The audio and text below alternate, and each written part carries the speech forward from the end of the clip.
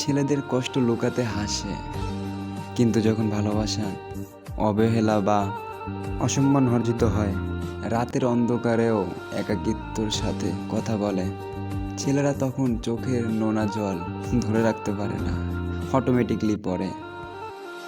ভালোবাসা ভেঙে গেলেও না, বিশ্বাসটা জায়গা করে নেয় সন্দেহভাবে। শক্তিশালী হতে হবে, সফল হতে হবে, না হলে ভালোবাসা পাওয়ার অধিকার নেই। মাঝে মাঝে মনে হয় ছেলেদের জন্য ভালোবাসাটাই ব্যর্থ। চোখের পানি লুকিয়ে মুখে হাসি ফোটান, এই অভিনয়ই কাটে ছেলেদের জীবন। কিন্তু মুখোশ খুলে কে দেখবে তাদের অশ্রুধারা? একজন ছেলে যদি তার প্রেমিকার কাছে তার ভালোবাসা প্রকাশ করে, তাকে বলা হয় ছেলেদের এত আবেগপ্রবণ হওয়া উচিত নয়।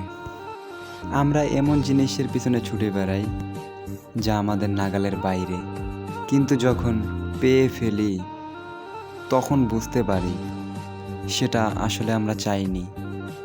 সময় হলো সবচেয়ে বড় ধ্বংসকারী, এটাই বাস্তব, এটাই মানতে হবে।